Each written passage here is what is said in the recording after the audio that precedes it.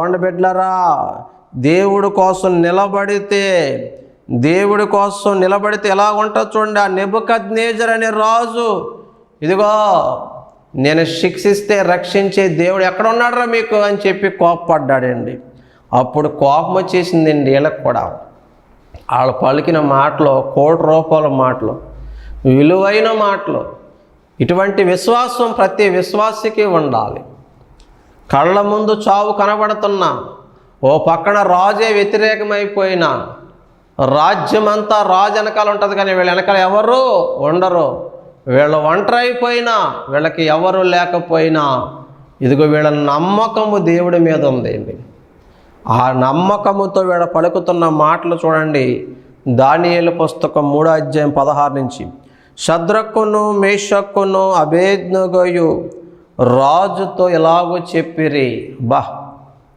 నెబుకద్నెజరు, పేరు పెట్టి పిలుస్తున్నాడండి. కింగ్ నెబుకద్నెజరు రాజుతో, నెబుకద్నెజరు అండి. ఈ లోకంలో ఎవరైనా అధికారులు, ఎమ్మెల్యే, ఎంపీయో, ముఖ్యమంత్రి, ప్రధానమంత్రి, మీకు పలానా పథకం తీసేస్తారంటే అని పేరెట్టి పిలవగలదువా నువ్వు? ఎంత ధైర్యం అండి ఇది!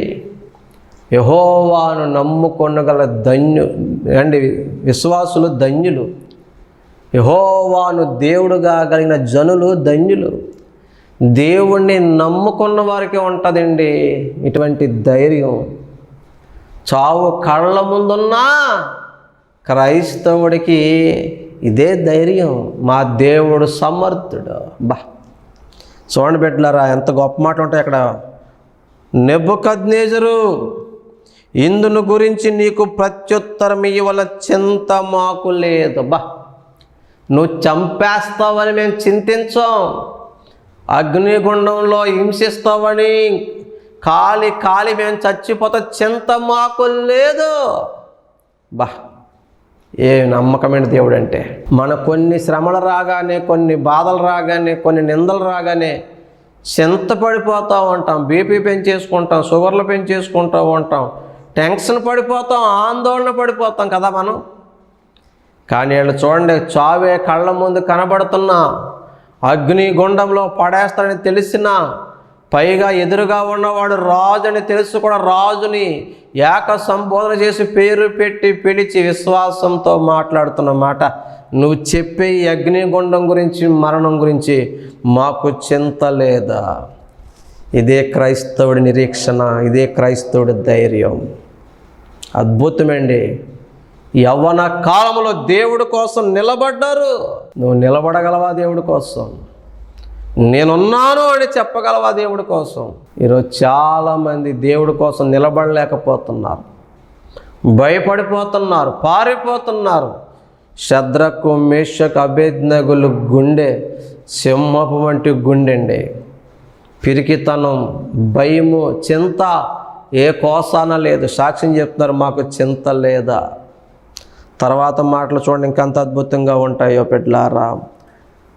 17వ వచనం, దానియేలు గ్రంథం 3:17, మేము సేవించుచున్న దేవుడు మండుచున్న వేడిమి గల ఈ అగ్నిగుండములో నుండి మమ్మను తప్పించి రక్షించుటకు సమర్థుడు, మరియు నీ వశమున పడకుండా ఆయన మమ్మను రక్షించును.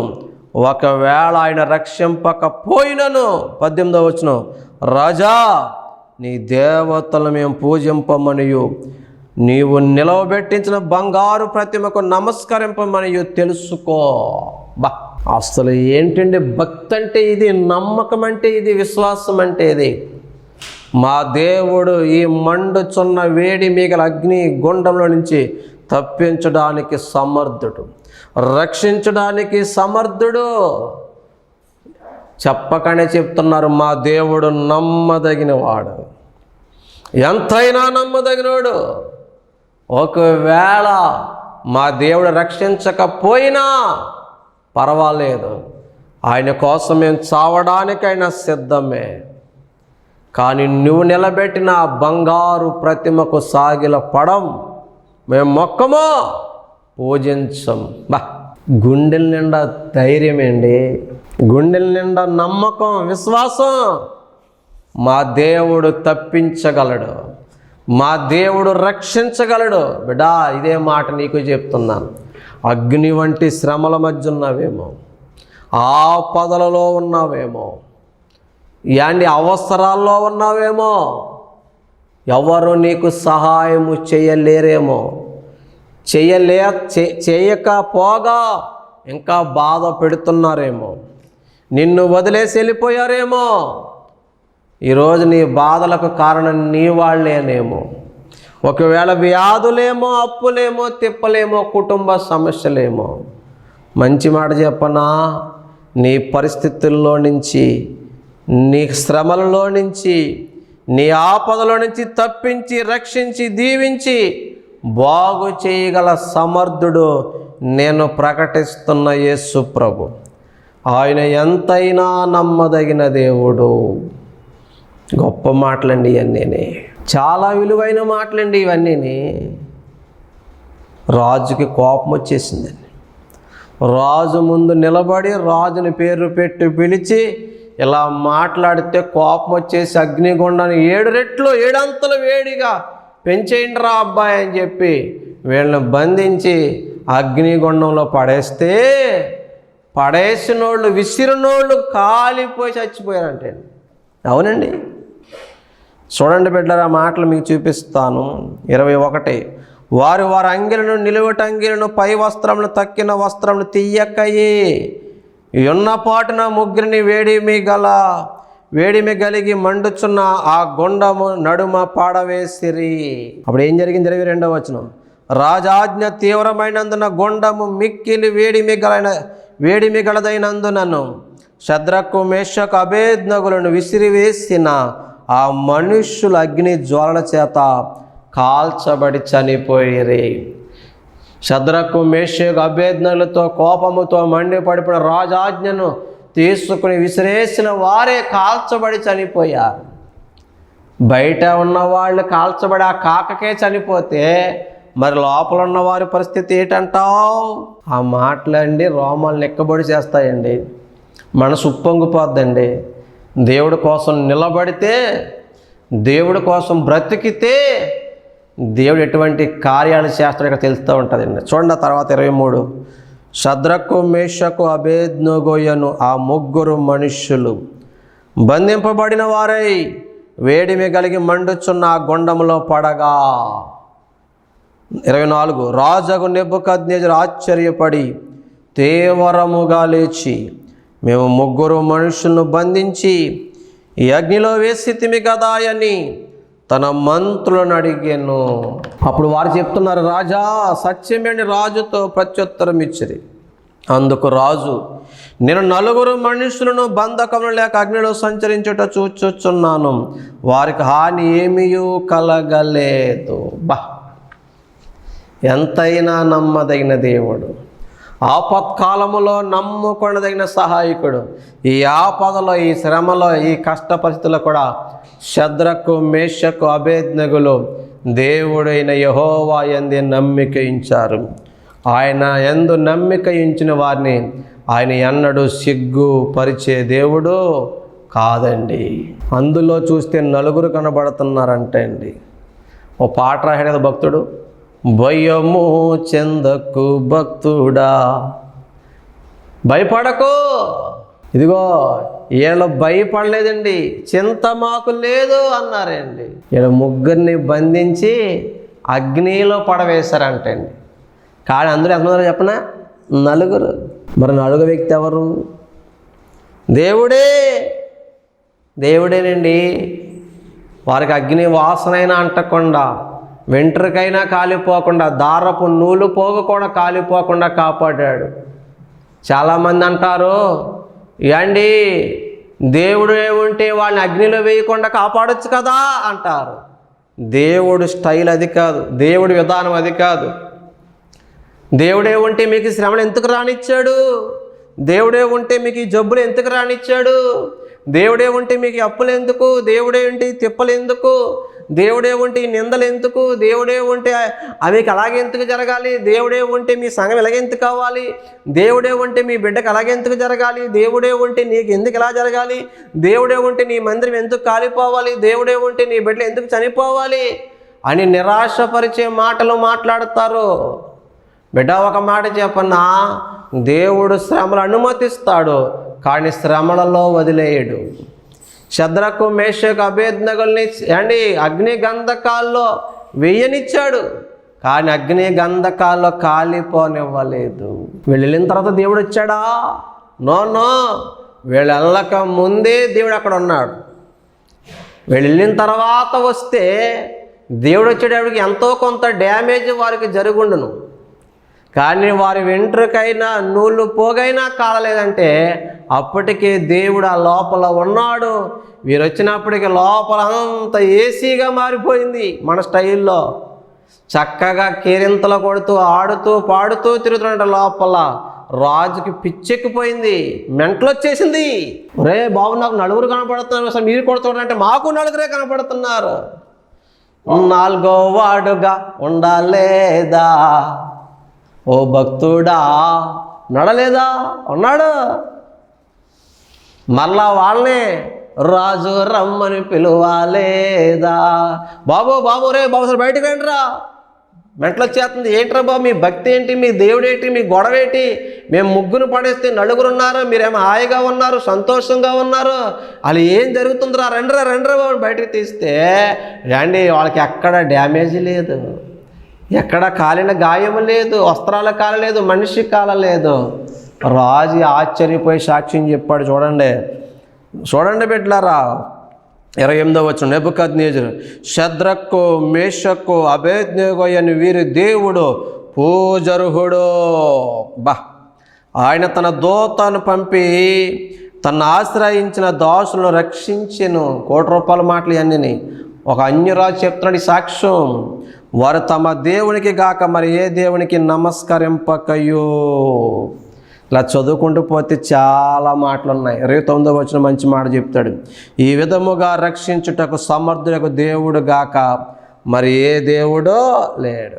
నువ్వు నిలబడు దేవుడి కోసం, నీ కోసం దేవుడు నిలబడతాడు.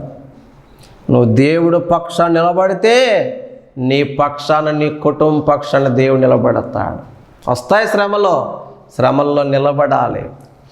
వాళ్ళ అగ్నిలో వేయకుండా ఆపలేదు, కానీ వేసిన తర్వాత కూడా వారికి ఏమి అవ్వకుండా కాపాడాడు.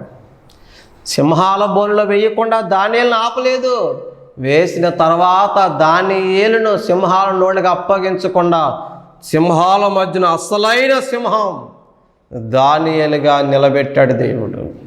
ప్రియమైన దేవుని బిడ్డలారా, మన దేవుడు ఎంతైనా నమ్మదగిన దేవుడు, ఆపత్కాలమందు నమ్ముకొనదగిన సహాయకుడు. నీవు ఆపదలో ఉన్నావో, శ్రమల్లో ఉన్నావో, నిందల్లో ఉన్నావో, అవమానాల్లో ఉన్నావో, అప్పులు తిప్పల్లో ఉన్నావు, నువ్వు నిలబడితే, నమ్మగలిగితే దేవుడు ఆశ్చర్యకరమైన రీతిలో నీకు సహాయం అందిస్తాడు. ఈ మధ్యన నెట్టింట్లో చాలా వైరల్ అయినటువంటి ఒక సాక్ష్యం. కరోనా కాలంలో ఒక బిడ్డకి కరోనాతో పాటు కిడ్నీలు కూడా ఫెయిల్ అయిపోయినాయి. ప్రాణాపాయ స్థితిలో ఉంటే హాస్పిటల్లో జాయిన్ చేస్తే ఆ డాక్టర్ అమ్మగారు ఇచ్చిన సాక్ష్యమే జ్ఞాపకం చేస్తున్నాను. కావాలంటే నెట్లో ఉంది, కొట్టండి. కరోనా ట్రీట్మెంట్ ఒకటి సరిపోదు కదమ్మా, మా అబ్బాయికి మెయిన్ ప్రాబ్లం ఏంటంటే కిడ్నీలు 2 ఫెయిల్ అయిపోయినాయి, మరి ఆ వైద్యం చేయండి అంటే అన్నీ కరోనాకే కేటాయించేశారమ్మా బెడ్లో. మిగతా వైద్యానికి బెడ్లు కూడా లేవంటే, బెడ్ లేకపోయినా పర్లేదండి, ఎక్కడో చోట పెట్టినా చాలు మా అబ్బాయికి వైద్యం అందించండి అంటే పెద్ద డాక్టర్ గారితో మాట్లాడితే రోజుకి 1,50,000 ఖర్చు అవుద్దన్నారంటే అండి. చూస్తే ఈవిడ అమాయకంగా ఉంది. ఆ డాక్టర్ అమ్మగారు వచ్చి ఇలాగ అంటున్నారు, మరి స్ట్రెచ్చర్ మీద పడుకోబెట్టి వైద్యం చేస్తానంటున్నారు, రోజుకి 1,50,000 అవుద్దంట. అయినా పర్లేదమ్మా చేయండి, డబ్బులు కట్టగలవా? ఇదిగో నేను పట్టుకున్న బైబిల్ దేవుడు సాక్షిగా కడతానమ్మా. వైద్యం స్టార్ట్ అయింది 11:30కి. గంటలు గడుస్తున్నాయి. ఈ తల్లి ఊరి మీదకి వెళ్ళలేదు, బంధువుల దగ్గరికి వెళ్ళలేదు, స్నేహితుల దగ్గరికి వెళ్ళలేదు, ఎవరికి ఫోన్ చేయకుండా ఒక ఆయనకి చెప్పుకుంటుంది తన బాధ అంతా. మోకాళ్ళ మీదకి వెళ్ళింది, ప్రార్థన స్టార్ట్ అయింది. 2 గంటల తర్వాత చూస్తే ఏండి ఇప్పుడు మోకాళ్ళ మీద కన్నీరు కాచి ప్రార్థన చేస్తుంది. తర్వాత ఇంకో గంటకు వచ్చి చూసినా ప్రార్థనలోనే ఉంది. ఈవిడ ఎవరికన్నా ఫోన్ చేసిందా? లేదండి. ఎక్కడికైనా బయటికి వెళ్ళిందా? లేదండి. అలా మోకాళ్ళ మీద పడి ప్రార్థన చేసుకుంటుందండి. మాకు కూడా అడ్డంగానే ఉందండి, ప్రార్థనలో ఉందని మేమే అడ్జస్ట్ అయ్యి వైద్యం జరిపిస్తున్నామంటే ఆవిడ డిస్టర్బ్ చేయకండి, మీ పని మీరు చేయండి అన్నారు డాక్టర్ అమ్మ గారు. యాండి 3:30, 4:30, 6:30 అలా టైం గడుస్తుంది. ఆ తల్లి మాత్రం మోకాళ్ళ మీదే ఉంది. నైట్ 10:30, 11:30 అయినా ప్రార్థనలోనే ఉంది. మిడ్ నైట్ ప్రార్థనలోనే ఉంది. తెల్లవారుజామున ప్రార్థనలో ఉంది. ఉదయం అయిపోయింది, మరలా న్యూ ఓపీలు స్టార్ట్ అయిపోతాయి.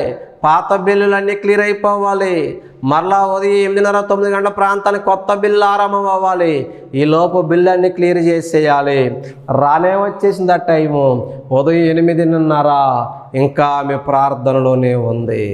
డాక్టర్ అమ్మకి అర్థమైపోయింది ఇంకా ఈవిడ కట్టలేదు. పోన్లే కొంత బిల్లు 75% దాకా నా గోల్డ్ అయినా అండ్ ఏదో ఒకటి పెట్టి ఏదో ఒకటి చేసి కడదాం అనుకున్నారు. ఈలో పెద్ద డాక్టర్ వచ్చారు, బిల్లు కట్టారా? ఏం జరిగింది? What happened? ఏం చెప్పాలి అర్థం కాక మౌనంగా ఉన్న టైంలోనే డాక్టర్ గారు అంటున్నారు, ఈరోజు మా అమ్మగారు చనిపోయిన రోజు, చనిపోయి 10 సంవత్సరాలు అయింది. ఆ సందర్భంగా అందరికీ ఫ్రీ ట్రీట్మెంట్ చేసేద్దాం, ఆవిడకి కూడా చెప్పండి, ఆవిడకి కూడా ఫ్రీ ట్రీట్మెంట్ ఇచ్చేద్దాం, బిల్లు కట్టవలసిన పని లేదు. బా ఎంత గొప్ప దేవుడు, ఎంతైనా నమ్మదగిన వాడు. డాక్టర్ అమ్మగారు వెళ్ళి చూస్తే ఇంకా ప్రార్థనలో ఉంది ఆ తల్లి. బట్టలు అమాయకంగా ఉంది, జుట్టు అమాయకంగా ఉంది, కానీ లోపల హృదయం ప్రార్థన జీవితం చాలా గొప్పగా ఉంది ఆవిడికి. పైకి లేపి, అమ్మా నీకు శుభవార్త, నువ్వు బిల్లు కట్టవలసిన పని లేదు, ఫ్రీ ట్రీట్మెంట్ అంటే ఆవిడేమీ ఆశ్చర్యపోలేదు, అవాక్ అవ్వలేదు. ఆ తల్లి అంటుంది, ఆ కుమారుడికి వైద్యము చేయిస్తాడు దేవుడు, నాకు తెలుసమ్మా, నా దేవుడే అన్నీ ఇస్తాడు, అన్నీ చేస్తాడని. ఎంతైనా నమ్మదగిన దేవుడు. ఒక పేదరాలు బంధువుల వైపు చేతులు చాపలేదు, ఎవరికి ఫోన్లు చేయలేదు, నమ్మదగిన దేవుడికే ప్రార్థన చేసింది. 1,50,000 బిల్లు క్యాన్సిల్ అయిపోయింది. ఇంకో మాట చెప్పనా, ఒకరోజే కాదు కదా ఆ ట్రీట్మెంటు, మిగతా రోజులు కూడా ఆ అబ్బాయి బాగుపడేదాకా ఆ అబ్బాయికి ఫ్రీ ట్రీట్మెంటే. ఇప్పుడు చెప్పండి, మనము నమ్మదగిన వారము కానప్పటికీ, ఇదిగో మనము నమ్ముకున్న యేసు క్రీస్తు ప్రభు ఎంతైనా నమ్మదగిన దేవుడు. నమ్ముట నీ వలనైతే నమ్మువానికి సమస్తము సాధ్యమే. నా దేవుడికి అసాధ్యమైనది ఏదీ లేదు. All things are possible with God, nothing impossible with God. దేవునికి అసాధ్యమైనది ఏదీ లేదు. నువ్వు నమ్మితే నా దేవుడు ఎంత గొప్ప కార్యం చేస్తాడు. నువ్వు నిజముగా తల్లిలాగా మొరపెట్టగలిగితే నా దేవుడు ఆశ్చర్య కార్యాలు చేసే దేవుడు. ఆ మాటలండి ఎంత ఉత్సాహాన్ని ఇచ్చాయో. కొన్ని మాటలు మీకు బైబిల్లోని చూపిస్తున్నాను చూడండి. 121వ కీర్తన మొదటి నుంచి చదువుతున్నాను చూడండి. కొండల తట్టు నా కళ్ళెత్తుచున్నాను, నాకు సహాయం ఎక్కడ నుండి వచ్చును? యెహోవా వలనే నాకు సహాయము కలుగును. బిడా, ఈ తల్లికి ఎవరు సహాయం చేశారు? బంధువులా, స్నేహితులా? లేదు. దేవుడి వైపే కళ్ళెత్తింది, దేవుడికే మొరపెట్టింది. ఆ యెహోవాయే ఆ బిడ్డకు సహాయము చేశాడు, వైద్యము చేశాడు. ఇంకో గొప్ప మాట ఉంటుంది చూడండి. 145వ కీర్తన 18 నుంచి, 145వ కీర్తన 18 నుంచి, తనకు మొర్రపెట్టు వారందరికీ, తనకు నిజముగా మొర్రపెట్టు వారందరికీ యెహోవా సమీపముగా ఉన్నాడు. తన యందు భయభక్తులు గల వారి కోరిక ఆయన నెరవేర్చును, వారి మొర్ర ఆలకించి వారిని రక్షించును. నువ్వు నిజముగా మొర్ర పెట్టగలిగితే ఈ పేదరాల్లాగా తన కుమారుడి వైద్యం కోసం ఎలాగైతే ఆవిడ దేవుడి వైపే చూసిందో, దేవుడికే మొరపెట్టిందో, నీవు కూడా నీ కోసం, నీ బిడ్డల కోసం, నీ కుటుంబం కోసం, నీ పరిస్థితి కోసం, నీ వైద్యం కోసం, నీ వ్యాధి బాధల కోసం, ఏదైనా కావచ్చు నీ పరిస్థితి, నువ్వు నిజముగా మొర్ర పెట్టగలిగితే నా దేవుడు ఎంతైనా నమ్మదగిన దేవుడు. ఆయన ఖచ్చితంగా నీకు సహాయము చేస్తాడు. ఆయన సహాయకుడు, ఆపత్కాలములో నమ్ముకొనదగిన సహాయకుడు. ఆయనకు అసాధ్యమైనది ఏది లేదు. బిడ్డలారా, ఇదిగో అబ్రహాముకి పిల్లలే పుట్టరనుకున్నారు, వృద్ధాప్యము కదా అనుకున్నారు. సారాకి పిల్లలు పుట్టరనుకున్నారు. కానీ ప్రపంచమే ఆశ్చర్యపోయే మాట ఏంటి తెలుసా? వృద్ధాప్యములో కూడా దేవుడు ఆ మృతతుల్యమైపోయిన గర్భాన్ని కూడా తెరిచి వాగ్దాన పుత్రునిచ్చాడు. ప్రియమైన దేవుని బిడ్డలారా, చూడండి, ఒక మంచి మాట మీకు నేను చూపిస్తాను. హెబ్రీయులకు రాసిన పత్రిక 11వ అధ్యాయము 11వ వచనం. విశ్వాసమును బట్టి సారాయు వాగ్దానము చేసిన వాడు నమ్మదగిన వాడని ఎంచుకొను గనుక తాను వయస్సు గతించినదైనను గర్భము ధరించుటకు శక్తి పొందెను. ప్రియమైన దేవుని బిడ్డలారా, వయస్సు గతించిపోయినా, గర్భము మృతతుల్యమైపోయినా దేవుడు సంతానమిచ్చాడు. దేవుడికి అసాధ్యమైనది ఏది లేదు. మృతులను సజీవులుగా మార్చగలిగిన వాడు నేను ప్రకటిస్తున్న యేసు ప్రభు. కుంటి వారిని నడిపించగలిగిన వాడు, గుడ్డి వారికి చూపించేవాడైన, మారా జీవితాలు మధురముగా మార్చగలిగిన వాడు, ఎండిన ఎముకలు మహాసైన్యంగా నిలిపినవాడు, ఎర్ర సముద్రాన్ని 2 పాయలుగా చీల్చి ఆరిన నేల మీద ప్రజలను దాటించి శత్రువుని నీట ముంచి నిర్మూలించిన వాడాయన, ఎగువ నుంచి దిగువగా ప్రవహిస్తున్న యోర్దాను నీటిని ఏకరాశిగా నిలిపినవాడాయన, ఆకాశము నుంచి మన్నా కురిపించి బండలో నుంచి నీళ్ళిచ్చి 40 సంవత్సరాల పాటు 1,00,000 జనాంగాన్ని పోషించిన వాడాయన. ఆయన ఆశ్చర్యకరుడు, అద్భుత దేవుడు, ఎంతైనా నమ్మదగిన వాడు. నీకు విశ్వాసం ఉంటే ఎన్నో ఆశ్చర్య కార్యాలు చూస్తావు. విశ్వాసం గురించి ఒక మాట చదివేసి నేను ముగిస్తాను. చూడండి, హెబ్రీయులకు రాసిన పత్రిక 11:33. వారి విశ్వాసము ద్వారా రాజ్యములను జయించిరి, నీతి కార్యములు జరిగించిరి, వాగ్దానములను పొందిరి, సింహముల నోళ్లను మూసిరి, అగ్ని బలమును చల్లార్చిరి, ఖడ్గదారును తప్పించుకొనిరి, బలహీనులుగా ఉండి బలపరచబడిరి, యుద్ధములో పరాక్రమశాలులైరి. ఇవన్నీ ఎలా జరిగినాయి? విశ్వాసం, నమ్మకం. ఈరోజు నీకు నమ్మకం ఉంటే, నువ్వు నమ్మగలిగితే నా దేవుడు నీ జీవితంలో కూడా అద్భుతాలు చేయగలడు. యాయిర్ అంటాడు, నా కుమార్తె చనిపోయింది అయినను చనిపోయింది అయినను నువ్వు ఒక్కసారి వచ్చి ఆమె మీద చేతులుంచితే, ఒక్క మాట చెబితే నా కుమార్తె బ్రతుకుతుంది. ఎంత గొప్ప మాట! ఆయన నమ్మాడు, చనిపోయిన తన బిడ్డను తిరిగి పొందుకున్నాడు. బిడ్డ, ఈరోజు నువ్వు మనుషులను నమ్ముకుని నువ్వు నిరాశపడతావు తప్ప ఏమీ ఉండద్దు. ఎవరో వస్తారు, ఏదో చేస్తారని అనుకుని ఆశ పెట్టుకుంటే వాళ్ళు తీరానికి సహాయం చేయకపోతే రేపొద్దున్న నువ్వు చాలా బాధపడతావు, నీ మనసు నలిగిపోద్ది, నువ్వు చాలా ఇబ్బందులు పడిపోతావు.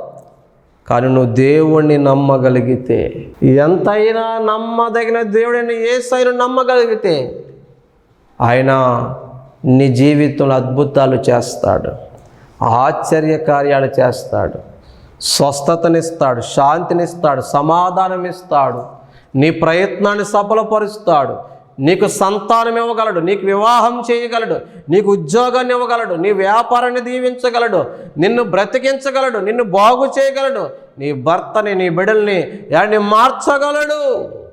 నీ సంఘాన్ని, నీ సేవని విస్తరించగలడు. ఆయనకు అసాధ్యమైనది ఏదీ లేదు. విలాపవాక్యం 3:23 అదే, నువ్వు ఎంతైనా నమ్మదగిన దేవుడు అయ్యా. ఈ మాట నువ్వు చెప్పగలవా? షద్రకు, మేషకు, అబేద్నెగోలాగా మా దేవుడు రక్షించుటకు తప్పి సమర్థుడని నువ్వు నమ్మగలవా?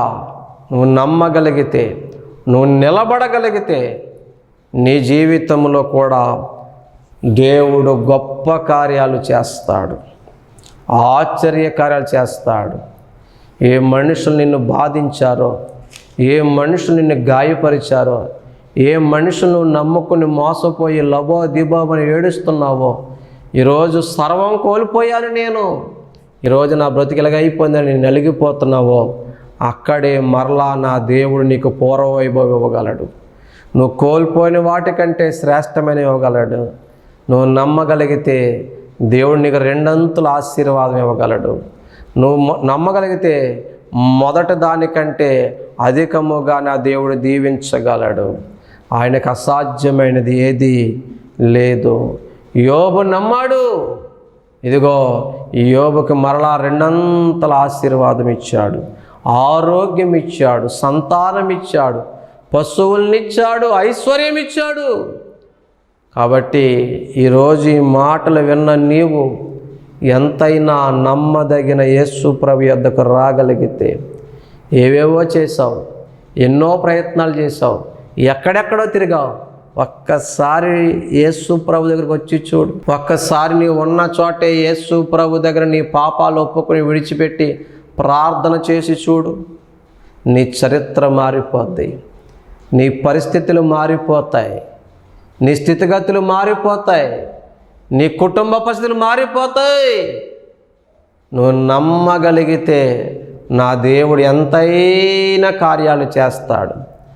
నువ్వు దేవుడి కోసం నిలబడగలిగితే ఈ ప్రపంచానికి నిన్ను ఒక ఉన్నత స్థానంలో పెట్టి చూపించగలడు. ఇంకెందుకు ఆలస్యం? నమ్ముతావా? ప్రార్థనలు ఏకీభవిస్తావా? అట్టి కృప దేవుడు మీకు అనుగ్రహించునుగాక. ప్రార్థన చేద్దాం. పరిశుద్ధుడా, ప్రేమాస్వరూపి, నమ్మదగిన దేవా, నాయన ఈ బిడ్డలు ఏ బాధల్లో ఉన్నారో, ఏ వ్యాధుల్లో ఉన్నారో, ఏ మరణాపాయంలో ఉన్నారో, నాయన ఏ మనుషుల్ని, ఏ స్నేహితుల్ని, ఏ బంధువుని నమ్మి, ఏ అధికారులు, నాయకుల్ని నమ్మి, ఏ తోబుట్టులు నమ్మి మోసపోయారు, గాయపడి ఉన్నారు, గుండె చెదిరున్నారు, నలిగిన స్థితిలో ఉన్నారు. మీరు వారిని కనికరించండి నాయన. నీ ప్రేమను వారి ఎడల వెల్లడిపరచండి నాయన. వారి జీవితంలో అద్భుతం చేయండి, వారి జీవితంలో గొప్ప కార్యాలు చేయండి, ఆశ్చర్య కార్యాలు చేయండి. నువ్వెంతైనా నమ్మదగిన దేవుడు నాయన. నీ కోసం నిలబడుతున్న వారి పట్ల, నిన్ను నమ్ముతున్న వారి పట్ల నువ్వు నిలబడి గొప్ప కార్యాలు జరిగించుమని, స్వస్థపరచుమని, శాంతి సమాధానం ఇమ్మని, బిడ్డలు కోల్పోయిన వాటన్నిటికంటే శ్రేష్టమైనవి ఇమ్మని, ఏ ప్రయత్నాలు ఉన్నాయో ఆ ప్రయత్నాలు సఫలపరచుమని, దైవజనుల్ని, వారి సంఘాన్ని, వారి సేవల్ని మీరు దీవించుమని యేసు నామమున ప్రార్థిస్తున్నాను పరమ తండ్రి. Amen. Praise the lord. May God bless you all.